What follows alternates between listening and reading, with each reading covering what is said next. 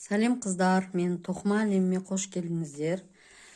Бүгін сіздермен цветочное эхо шалын, эхо flowers шалын тоқуды бастаймыз. Сіздердің сұраныстарыңыз бойынша. Ол үшін бізге Alize Angora Gold жібін аламын. Мен сіздерге ұсынарым. Өтте бағасы тиімді, бағасы жағынан, сапасы да жылы, жұмсақ, жұқа орамалдар шығады бұдан. Сәнді орамал шығады. 3,5 номері 3,5 бізді алдым мен. Енді бұл жерде чуагу, сәл қысқалау. Енді ұзындау лескасы болса, ұзындау лескасын алыңыздар. Шәліні бастау үшін бізге жіп керек. Бұл жіп қосымша жіп, бұл кейін алынып тасталынады. Бұда жүн болмау керек, жүн махер болмау керек. Мақта немесе мынау менде акрил иран жібі деген жіп. Және бастау үшін бізге ілгек қажет. Ал енді бастау үшін қолымызға мына қосымша жіпті аламыз және ілгекті аламыз. Кәдімгі әдіспен шынжыр тоқып аламыз. Шынжырға 5, 6 ма, 7 ма қанша бір нелер алыңыздар ілмек. 1, 2, 3, 4, 5, 6. Байқасаңыздар, мен кең етіп алдым, тығыз жасамаңыздар. Кең қып алдым, міне. Енді былай қарай аударамыз. Сонда бізде мына оң жағы, кәдімгі өрім болып тұрған жағы, бұл жағы бізге керек емес, бізге теріс жағы керек. Теріс жағында қараңыздар, мынандай бір шығып тұрған төмпешіктер бар. Осы төмпешіктер керек болады бізге. Енді негізгі жібімізді аламыз. Негізгі жібімізді аламыз да. Бұл жерде мынау біздің екінші жағымыз осы жақта тұра берсін, оң жағымызда. Мына төмпешіктен өткіземіз. Так, жұмысшы жібімізді осы жерден өткізіп аламыз. Кәдімгі ілмек қылып өткізіп алайық. Мына 1. Екінші төмпешікті аламыз. 2 және 3. 3 ілмекті алып алдық біз қолымызға. Қолымызға деппін ғой. Ілгегімізге енді оны тоқыма бізге ауыстырамыз. Ауыстырып алдық. Енді осыны оң етіп, шамамен 12 қатар тоқып алуымыз керек. Кәдімгі оң етіп, ештеңені тастамаймыз, ештеңені қалдырмаймыз. Оң етіп тоқи береміз. Мына жағынан кәдімгі бай алып.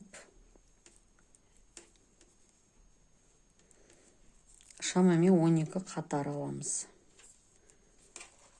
Және осындай бір не жасап аламыз, ленточка, таспа жасап аламыз. Бұл бізді шәліні бастау үшін қажет бізге. 2 қатар алдым мен. 3-шісін алам. Және өздеріңіз тоқып алыңыздар 12 қатар. Міне қыздар 12 қатар тоқып алдық. Енді бізде бұл жерде не пайда болды? Қараңыздар. Мына жерде біздің бастағандағы жібіміз мына жақта тұру керек, астында. Қараңыздар, астында тұру керек. Мынау шет, мына жіптің шеті де мына жерде, мына тартқан қазір болса тартып босатамыз. Мына жерде 6 жолақ пайда болды. 1, 2, 3, 4, 5, 6. Өткені біз 12 қатар тоқыдық. Енді осы жерден біз қазір шәлінің денесі, мынау шеткі 3 жіп және мына жақтағы 3 ілмек, 3 үшеуден бұлар жиек, қайма болады. Қайма емес, жиек болады, шеті болады. Ал мынау қазір біздің теріп алатын жерден 5 жіп алып аламыз. Ол біздің шәліміздің денесі болады. Мына жақтан шетінен, кез келген жерінен, мына жер болса, мына жер. Болмаса, мына жіптен алсақ болады. Мына жағынан алайық мін. 1. 5 ілмек алуымыз керек біз. 1. 2. 3. 4. Және 5. Асықпай жасап жатырмын, өйткені ілмектер таппай қаласын кейде. Мына 5-еуін іліп алығы. Бұл мына жақта 3-еуі жиегі болады. Мына 5-еуі біздің шәліміздің денесі болады.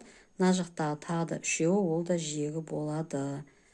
Енді біз не істейміз? Енді біз мына жақта бізде бағана іліп алған, ілгекпен іліп алған 3 ілмегіміз бар, иә? Соларды алуымыз керек. Ол үшін біз мына теріс айландырамыз. Теріс жағынан ыңғайлы болады. Мына 3 ілмекті былай қолмен ұстап тұру керек. Қолмен ұстап тұрасыз, қашып кетпес үшін. Так, міне біреу, иә? 1, 2, 3. Қолмен ұстап тұрамыз да. Біздің мынау қай жер тарқатылады? Мына жақ тарқатылады, иә? Мына жіпті тартып тарқатамыз.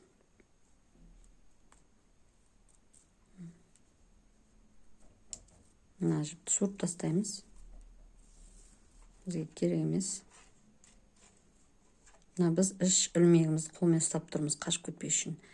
Мынау екінші жағына, бізіміздің екінші жағына іліп алдық мұны үшеуін. Енді қайтадан былай қарай оң қаратып аламыз да. Осы 3 ілмекті енді тоқып шығамыз. 1, 2, 3. Мына біздің шалымыздың денесі. Екінші жиегі тоқылды. Мына. Негіз мыналарды бір келкі етіп тоқыңыздар. Мен қайта-қайта қайталағасын, менде уже қисайып кетті. Енді не істейміз? Мынау жіп бізде теріс жағында тұр. Мына жағын біз оңғып тоқыдық қой мына жақта. Яғни мынау бізде оң жағы болады. Бірінші жағы ілмектер теріп алған жағымыз, ал мынау екінші жағы теріс болады. Мына құйрығын кейін жасырып тығып қоямыз. Немесе бірденен жасырып мыналардың арасына тығып тастауға болады, бізге кедергі болмас үшін.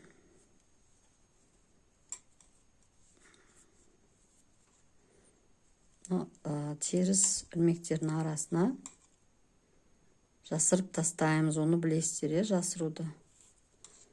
Кейін артық жерін қиып тастай саласыздар.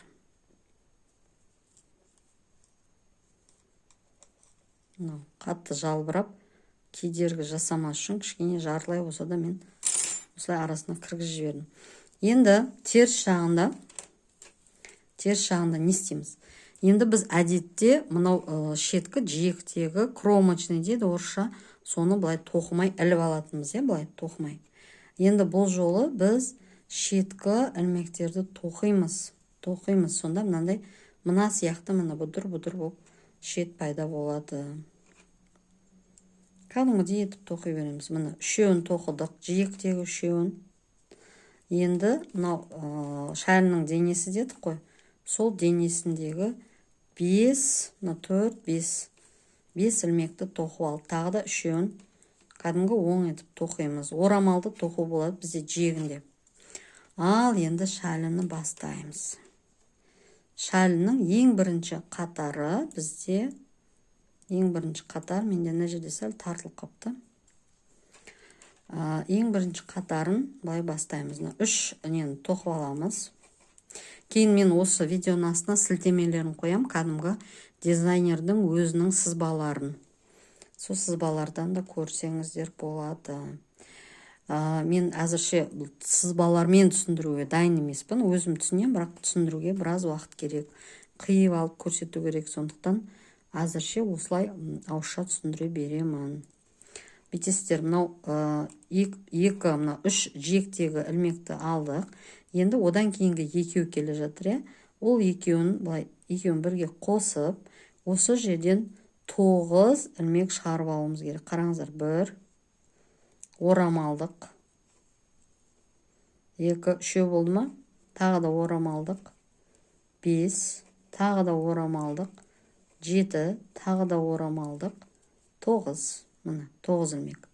Енді мына ортадағы ілмек бізде бұл шалының ортасы болады. Осы жерге маркер іліп қоюларыңыз қажет.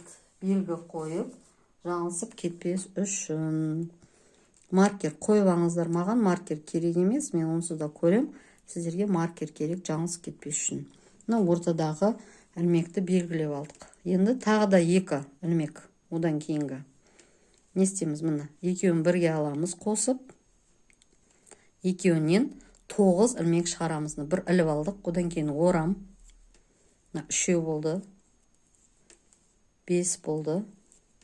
7 болды. Сәл тартыңқыраймыз ұзындау болып. Менде бұл жерде 1 сантиметрден сәл аздау болды. Так, мына жерде 7 болды ма? Тағы орап аламыз. 9. Сөйтемізден шеткі 3 ілмекті тоқып аламыз. Кәдімгідей орамалды тоқумен байландырамыз. Енді оң жағында теріс жағы болды. Теріс жағында барлық мынау екі шетіндегі 3 ілмектен басқа ілмектердің барлығы теріс етіп тоқылады. Кәдімгідей теріс қып тоқисыздар. Кәдімгі мынау жаңағы теріп алған ілмектерді теріс етіп тоқып шығасыздар. Барлығын. Енді бір жолға көрсетейін, кейін барлық қатарда оларды көрсетпей ақ қояйын. Мына теріс етіп тоқып алдық. Енді не істейміз? Бұл жаңа біздің рапортымыздың бірінші қатары болды. Енді екінші қатар теріс, үшінші қатар. Үшінші қатарда не жасаймыз? Үшінші қатарда бетеміз. Мынау 3, 9 ілмек қой мына жерде. Үшеуін тоқисыз да, бір орам. Үшеуін тоқып аласыз, бір орам. Үшеуін тоқисыз. Одан кейін ортадағы ілмек, қайда кетіп қалдым мен? Ортадағы ілмек. Ол үнемі оң етіп тоқылады. Ортадағы ілмек өзгермей, өзгеріссіз. Үшеу, бір орам. Бір орам. Тағы да мына жерде соңында 3 ілмек қалды. Болды, теріс жағында теріс етіп тоқыласыздар. Ал мына теріс жағын тоқып алдым мен. Жиегінде орамалды тоқумен теріс жағын оң етіп тоқыдым. Қалған бәрін теріс етіп тоқыдым. Міне осындай болды. Енді келесі қатар. Тағы да мына жиектегі 3 ілмек тоқып аламыз. Енді мына шетіндегі бір ілмекте үнемі бір оң болып тоқылады. Міне бір оң қып тоқыдық. Енді мына жерде екеуі бар. Орамның алдында, тесіктің алдында 2 ілмек бар. Ол екеуін оң жақтан сол жаққа қарай, именно оң жақтан сол жаққа қарай біріктіреміз. Екеуінен біреу шығарамыз. Енді мына бір ілмектің екі жағынан бір орам жасаймыз. Бір тесік жасадық. Ортадағы 3 оңды үшеу етіп тоқимыз. Енді қараңыздар, мынау тағы да солай қайталаймыз. Бір орамның екі жағынан бір орам жасаймыз да, ортадағы өткен қатардағы орам үстіне оң етіп тоқимыз. Енді мына жақта келдік, мына жерге келдік. Енді бұл қазір бірінші қатарлар, бұл ең бастама қатарлар. Кейіннен ары қарай денесіне ауысқан кезде, келесі гүлге ауысқан кезде мына жерде өзгеріс болады. Қандай өзгеріс болғанын айтамын тағы да қосымша. Қараңыздар, мына жерде бір, жаңағыдай, мына жақтағыда, оң жақтағыда 1, 2, екеуін. Енді біз сол жақтан оң жаққа қарай қисайтуымыз керек, қысқартуымыз керек. Ол үшін мына екеуін, 2 ілмекті былай бірінші аударып аламыз сол жаққа. Сол жаққа қарап тұру керек. Қараңыздар, мына жібі үстінде тұр. Сол жаққа қаратып алу керек. Сосын қайта мынау сол жақтағы бізге қайтып ілеміз. Және екеуін қосамыз былай. Міне. Енді мына жердегі бағанағыдай бір оң. Ортадағы ілмек үнемі оң болады, бір оң. Бұған тимейміз ортадағыға. Бұл біздің ортамызды белгілеп тұрады, керек болады бізге. Мына жерде тағы біреу. Енді мына жерде оң жақтан сол жаққа қарай. Яғни біз мына жақта не жасадық, соны былай қарай қайталаймыз. Дәл солай қайталаймыз. Ортадағысы үшеу болады. Мына екі орамның екі жағынан екі орам жасайсыз. Мына жерге келген кезде тағы да не істейсіз? Мына ілмектерді былай қаратып аласыз, сол жаққа бұрып аласыз. Бұрып аласыз да қайтып іліп аласыз. Былай қарай екеуін қосасыз. Мынау бір оң және жиектегі 3 ілмек. Болды. Енді теріс жағын теріс етіп тоқып алыңыздар. Мына үшеуі ғана оң болады теріс жағында, қалғандарының бәрі теріс болады. Қыздар, ал енді рапортымыздың 3-ші қатарына көшейік. Негізі мен баста айтқан едім, рапортта 3 қатар деп, 3 қатар емес 4 қатар екен, кешіріңіздер. Міне 3-ші қатары, 3 ілмекті тоқып алдық. Кәдімгі жиектегі. Енді мына жерде қараңыздар суретке. Мына жерде бізде ортасында 3 оң бар, я. Енді мына екі шетінде, сол 3 оңның екі шетінде санасаңыздар, 1, 2, 3, 4, 5 ілмектен бар. Екі жағында да 5 ілмектен бар. Енді бұлай тоқимыз. 5 ілмекті, ортадағы үшеудің екі шетіндегі 5 ілмекті кәдімгі оң етіп тоқимыз 5-еуін. 1, 2, 3, 4, 5. Енді 5-еу тоққаннан кейін бір орам аламыз. Енді үшеуін біріктіруіміз керек. Үшеуден біреу жасауымыз керек. Оны бұлай жасайсыздар. Бүйтесіздер, қараңыздар. Алдыңғы тұрған 2 ілмекті түсіріп аласыз. Оң жақ бізге. Үшіншісін тоқисыз. Және сол жақ бізбен үшінші тоқылғанға бұлай іліп қоясыз. Болды. Енді мына жақта орам алдыңыз. Тағы да 5 ілмек болу керек бізде. 1, 2, 3, 4, 5. Ортадағысы бір оң болып кете береді. Бұл өзгермейді. Тағы да 1, 2, 3, 4, 5. Орам. Өзі суреттен де көрініп тұрады. Қыздар, мына суреттен де көрініп тұр. Мына жерде орам бар екен. Екеуін іліп алдық, тоқымай. Үшіншісін тоқыдық. Бағанағы іліп алған 2 ілмекті үшіншісінен былай қарай өткізіп іліп қоямыз. Болды. Енді 5-еуін тоқып шығамыз. Теріс жағын кәдімгідей теріс етіп тоқып алыңыздар. Ал қыздар, енді тоқып алған боларсыздар теріс жағын. Енді қайта бастаймыз, қыздар. Мен апаларың шатаса берді. Негізі шынында да 3 рапорт сияқты қазір қайталаймыз. Қараңыздар. Қайтадан мынандай біз 9 ілмекті шығаруымыз керек бір жерден, 2 ілмектен. Сонда бізде 3 рапорт болады, 3 қатар болады бір рапортта. Бірақ бұл жерде алғашқы, әрине алғашқы қатардан бір ерекшелік бар. Қандай ерекшелік екенін көріңіздер қазір мына. Және осы қатарды үнемі қайталайсыздар қазір. Осы тағы да бір қатар, екінші, үшінші қатар тоқиын ғой. Сол қатарды өздеріңізге қаншама гүл керек, қандай ұзындық керек, сол ұзындық бойынша қайталай бересіздер. Мына қараңыздар, бірінші қатарға ораламыз. Тағы да шетінен 2 ілмекті алып, 2 ілмектен 9 ілмек шығарамыз. 1 орам алдық, 3, 5, 7, 9. Кешірім сұрайым, осылай сіздерге видео түсірем деп асығып шатасып жатқаныма. Енді мынаны алдық, 9. Мына жерде енді бізде қысқарту болады. Қараңыздар, осы 2 ілмектен кейін 2 ілмектен 9 шығардық. Одан кейін мына жерде бізде 3 ілмек тұр. 3 ілмек. Осы үшеуін енді қараңыздар, мына жақта оң жақтан сол жаққа қарай бізді кіргізіп, үшеуін біріктіріп аламыз. Міне. Ішке қаратамыз, ішке. Енді мына жақта тұрған бағанағы орамдармен қысқартқан үшеуден біреу шығарған жібіміз тұр, ілмегіміз. Осы үшеуін жай тоқып аламыз, оң етіп. Енді мына 3 ілмекті былай қарату керек. Сол жақтан оң жаққа қарай тағы да біз ілмектерді аударамыз былай. Былай қарай. Мына жақта біз оң жақтан сол жаққа қарай қысқарттық қой, енді мына жақта сол жақтан оң жаққа қарай жасауымыз керек. Үшеуін былай аударып алдық. Енді қайтадан үшеуінен біреу шығарамыз. Шығардық.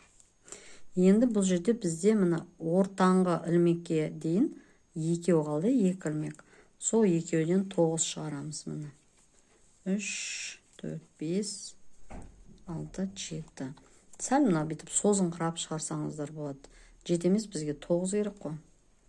8, 9. Және мына жағын, екінші жағын, сол жағын дәл солай етіп жасайсыздар. 3, 5, 6, 7, 8, 9. Түсінікті деп ойлаймын. Мына жағында тура мына сияқты жасайсыздар. Бір жерде тағы да көрсетіп кетейін. Мына жерде қараңыздар.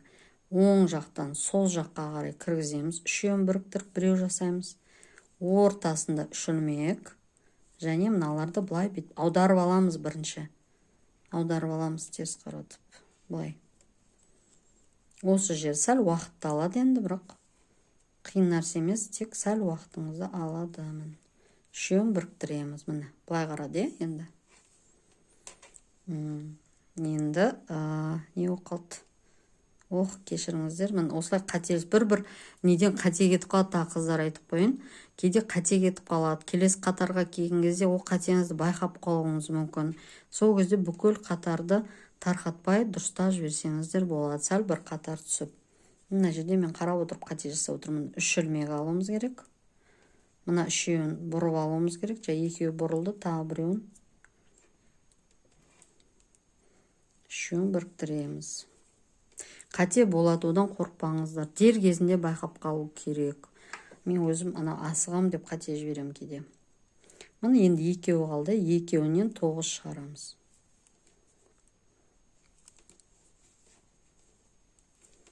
3, 4, 5, 6, 7, 8, 9 болды. Теріс жағын теріс етіп тоқып алыңыздар. Міне теріс жағын тоқып шықтық біз. Яғни мен алдындағы қатарда біздің шәліміздің денесінің шығарған гүлдерінің рапорттың негізгі бірінші қатарын тоқып шықтым. Негізгі бағана ең біріншісі ол бастамасы еді. Енді осылай қайталай бересіздер. Мына бірінші қатар осылай тоқылады. Екінші қатарда бағанағыдай, дәл бағанағыдай не істейсіз? Үшеу тоқисыз да, әр 3 ілмектің арасына бір орам тастап кетесіз. Міне 1, 2, 3 бір орам, 1, 2, 3 тағы бір орам, 1, 2, 3. Енді бұл ненің ерекшелігі? Бұл қатардың бұл жерде мына жерде бізде қараңыздар 5 ілмек тұр, 5 ілмек. Осы 5 ілмекті біз үшеу етіп алуымыз керек. Яғни бұл жерде тағы да оң жақтан сол жаққа қарай екеуінен біреу шығарамыз. Ортада біреу, мына қараңыздар, үшеуден біреу шығарған едік қой. Соның үстіне біреу, және мына жақта біз тағы да бұрып аламыз былай. Ілмектерімізді бұрып алдық. Былай тоқып алдық. Мына ортада енді үшеу қалды. 3, 3, 3, мына жерде ортада 3. Тағы да 3 ілмек тоқимыз. Ортада бір орам. Так, мен мына жерде бір нәрсені қате жібердім ба деймін. 3 ілмек тоқимыз, бір орам, 3 ілмек, бір орам, 3 ілмек болды. Ортада бізде бір оң. Мына шәлінің сол жағында дәл солай тоқып алыңыздар, және теріс жағын теріс тоқып шығыңыздар. Енді рапортымыздың 3-ші қатарына келдік тағы. 3-ші, мына бірінші. Мына біз 2 ілмектен, мына жерде 2 ілмектен біз 9 ілмек неғып алдық, теріп алдық. Мына жақта да 2 ілмектен 9 ілмек теріп алдық. Одан кейін екіншісінде біз үшеу тастап бір орам, үшеу тастап бір орам. Ортада мына жерде қысқарту жасадық екі шетінен, бесеуді үшеу қылдық. Енді келесі рапорт. Келесі қатар. Келесі қатарда бағанағыдай бесеу, 1, 2, 3, мынау бағанағы гүліміздің, жапырағымыздың үшінесе 3 ілмегі. Одан кейін біз не істейміз? Жоқ, кешіріңіздер.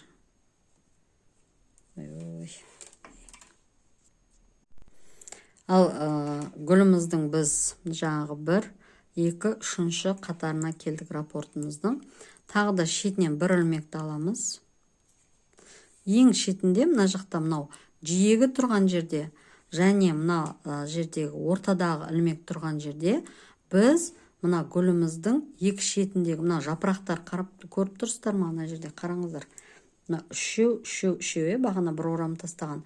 Бұл гүлдің 3 жапырағы. Енді екі шеттегі жапырағын біз қысқартуымыз керек. Енді оның қысқартқанда ерекшелігі неде? Шеткі, мына жердегі шеткі, және мына ортасы, тұр ғой, ортасының алдындағы жапырақтан біз қысқартқан кезде шетінен бір оң ілмек қалдырып кетеміз. Және екеуінен біреу шығарамыз. Ал осы жапырақтың ортасындағы жапырағын қысқартқан кезде біз бұл жерде екеуден емес, үшеуден біреу шығарамыз. Осы жерге де мұқият болыңыздар. Міне біреуін оң етіп тоқып алдым. Енді мен екеуінен, мына оң жақтан сол жаққа қарай екеуінен біреу шығардым. Енді мына жерде ортада тұр ғой бізде бір ілмеге. Осының екі жағынан екі орам аламыз. Ортадағы жапырақты біз әлі жаппаймыз, тоқимыз. Мына ортадан екі орам аламыз. Енді мына жерде бізде, бағана біз мына жерде екі жіптен біреу шығардық қой. Екеуін қысқарттық, ал мына жерге ортасына келген кезде біз үшеу қыламыз. Үшеуден біреу қыламыз. Екеуден біреу деген ол тек шет жақтарында ғана. Мынаны біз бұрып аламыз былай қарай. Бұрып алып, мына үшеуден біреу қылдық. Енді мына жерде бізде үш ілмегіміз тұр, үш ілмегіміз бағана қысқартқан. Енді осыны үшеуден біреу етуіміз керек. Бұл үшеуден біреу қылған кезде былай жасаймыз. Біздің мына ортадағы ілмек үстінде тұру керек. Ол үшін білетін шығарсыздар, мүмкін тоқымашы болсаңыз, мынаны мен не істедім? Бірінші мен екіншісін орын алмастырдым, екіншісін үстіне шығардым. Енді екеуін де мына сол жақ бізге іліп, түсінікті ма? Қараңыздар, мынау екеу ғой. Осыны мына біріншісін артқа жібердім да, екіншісін алға шығардым. Және екеуін де мына сол жақ бізге іліп алып, үшінші жіппен бірге қосып тоқимын. Міне осы жерде де сәл қолыңыз байланады. Міне үшеуін бірге қылдым. Енді мына жерде бізде тағы да бір гүл тұр, міне үш жапырақтан қалай көрсетсем екен, былай. Міне бір, екі. Енді мына үшеуінен біреу шығару керек. Енді міне қараңыздар. Мына жапырақты біз былай қарай жабамыз, үшеуінен бірі шығарамыз. Бұны кәдімгідей оң жақтан сол жаққа қарай қысқартамыз кәдімгідей. Мына ортадағысының екі жағына екі орам. Ортадағы үшеу әлі тоқылады, бұл әлі жабылмайды. Келесі қатарда жабамыз. Мына үшеуін, енді мына жерде үшеу емес, орта тұр ғой, міне қараңыздар, орта, бұл жерде үшеу емес, екеуін біреу қыламыз. Өйткені бұл шеткі жапырақ. Шеткі жапырақтарды солай жасаймыз. Ортадағы жапырақтарды біз, міне ортадағыда үшеуден біреу шығарамыз, ал шеткі жапырақтарда екеуден біреу қыламыз. Сол естеріңізде болсын. Осы рапортты бір жаттап алсаңыздар, ары қарай ешқандай ештеңе қарамай тоқып кете бересіздер. Мына бір оң, ортадағы оң, одан кейін келесі мынау сол жақ бетте бірінші оң, мына екеуден біреу болды. Дәл бағанағыдай етіп қайталай бересіз. Мына үшеу, бір орам, бір оң, бір орам. Мына үшеуін былай қарай бұрып аласыз.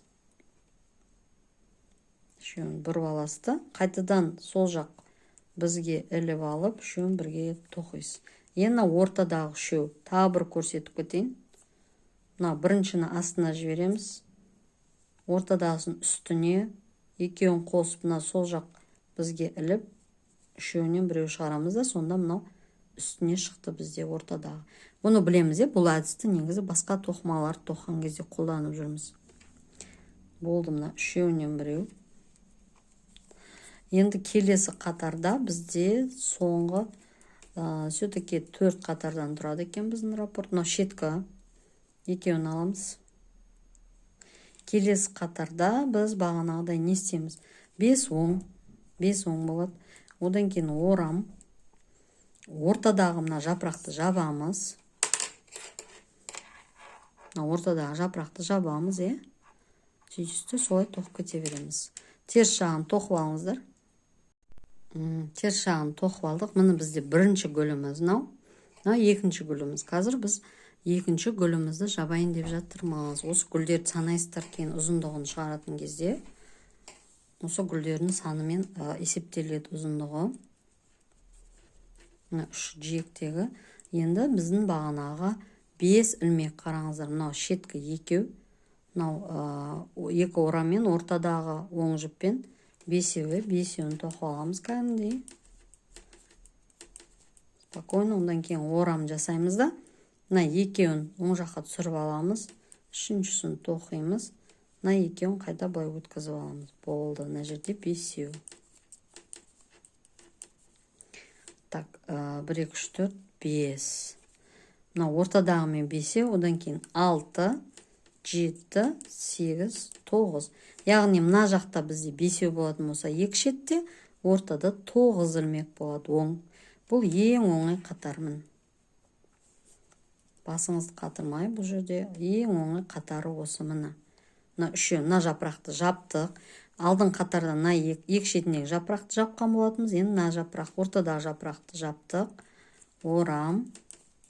Бұл жерде бие сілмек болады, өткені бұл шетке жақын. Мына 1, 2, 3, 4, 5. Ортадағы бостау етіп тоқисыздар. Әрине өткені бұл не жіп. Махері бар жіп. Бұны қатты тығыз тоқымайсыздар. Киіз болып қалады. Гүлі жақсы көрінбей қалады. Қазір бұл жерде гүлі бүрісіп тұр, я. Ашқан кезде кәдімгі былай әдемі гүл болып ашылады. Орам. Ортада 9. Екі шетте ғана 5-ден болады. Бұл жолы ортадағы ілмектеріміз 9 болады. Арасында ілмектеріңізді санап, тексеріп қойыңыздар. Кейде асығыс тоққан кезде қате кетіп қалады. Дер кезінде тауып, дұрыста жіберу керек қатесін. Немесе өтіп кетсеңіз қиын болады, тарқату керек болады. Ал бұл махері бар жіп, тарқату бұны оңай емес. Міне осындай болды. Енді теріс жағын тоқылаңыздар. Ал мына рапорттың 4-ші қатарына келдік. Және алдыңғы 3 қатармен қосқан кезде осы рапортты қайталай бересіздер. Сіздерге қандай ұзындық керек, ұзын шәлі керек па, жоқ қысқа бактус керек па, өзіңіз білесіз, қалағанша қайталай бересіз. Менің шәлілерім, мына жерде гүлдерім, менің шәлілерімде неден басталады? 13, мынандай гүлден басталады. 13, 15 етіп тоқыдым. Енді біреуін үлкендеу 16 етіп тоқу жоспарда, соны тоқуым керек. Мұны қараңыздар. Енді қазір осы рапорт осымен жабылады гүл. Келесі жолы жабылған кезде жабылып қойды ғой, енді жаңа гүл басталады. Бұл басталған кезде бұның кішкене ерекшелігі бар, байқаңыздар. Так, мына теріс тоқып жіберіп мен. Мұны қараңыздар. Мына шетте, екі шетте бағанағыдай екі ілмектен 9 ілмек шығарасымын. 5, 6, 7, 8, 9, е? Енді бұл жерде бағанағыдай мына үшеуін былай қарай қисайтасыз, оң жақтан сол жаққа қарай. Мына үшеуін оң тоқисыз, үшеуін былай қарай қисайтасыз. Ауыстырып, бұрып аласыз бірінші ілмектерді, былай қарай қисайттыңыз. Мына үшеу былай қисайды, үшеу былай қисайды, ортада үшеу қалды. Мына жақта екеуден 9 шығардыңыз. Ал енді мына жерде сізде екеу емес, үшеу болды. Мына екі жапырақты жаптыңыз, ортасын қысқарттыңыз. Сонда сізде 3 ілмек тұр. Енді біз екеуден емес, бұл жерде ортасында үшеуден 9 ілмек шығарамыз. Мына 3, 4, 5, 6, 7, 8, 9. Байқадыңыз ба? Мен кішкене бай созыңқырап жатырмын, мына нелерді, ілмектерді. Бұның айырмашылығы осы да. Мынау шеткілерде сіздер екеуден 9 шығарып отырасыздар, ортадағыларынан үшеуден 9 шығарасыз. Болды. Осылай гүлдеріңізді қалаған ұзындығыңызға лайықты қып тоқи бересіз. Мына жерде менде үшеуін бұрып алдым. Ортада үшеуінен бірау шығардым. Енді менде үшеуін, мына ортадағы ілмектен басқа 2 ілмек қалды. Яғни екеуден шығарамыз мен 9. 3, 4, 5, 6, 7, 8, 9. Келес қатарда қайтадан сіздер не істейсіздер? Мына жердегідей мына үшеу таста бір орам, үшеу таста бір орам. Одан кейін мына жерде не болады? Екі жаққа қысқарту, екі жаққа, мына ортасына қарай қысқарту. тағы да үшеу тастап бір орам, үшеу тастап бір орам. Одан кейінгі қатарда не болады? Шет жақтарында сіздер екеуін біріктіресіздер, екеуінен біреу шығарасыз. Сосын мына орамның екі шетіне тағы бір орам, үшеуін оңғып тоқисыз. Ал мына жақта сіз уже екеуден емес, үшеуден біреу қыласыз, жапырақты жапқан кезде. Және ортада сізде тағы да мына жақта да солай жасайсыз. Және мына ортасын, мына ортадағы ілмекті жоғар жағына шығарып біріктіресіз. Одан кейінгі қатарда не болады? Мына жақта шетінде бесеу, одан кейін орам, үшеуден біреу. Мына жақта ортасында 9, орам, үшеуден біреу. Осылай осы рапорттар қайталана береді. Видеоны қайта қарап, тоқтап, өзіңізге белгілеп алып тоқсаңыздар болады. Және видеоның астына мен мына дизайнердің оригинал сызбаларын тастаймын. Мүмкіндігінше, келесі видео шығарам, сол сызба бойынша сіздерге түсіндірме жіберуге тырысам. Әзірше шалінің бастамасы осы. Сау болыңыздар. Менің каналыма тіркеліп қараңыздар, лайк, түсінбеген жерлеріңізге комментарий жазыңыздар. Мен келесі видеоларда сол комментарийлеріңізді ескеретін боламын. Қош сау болыңыздар, қолдап отырыңыздар каналды, қазақша каналда.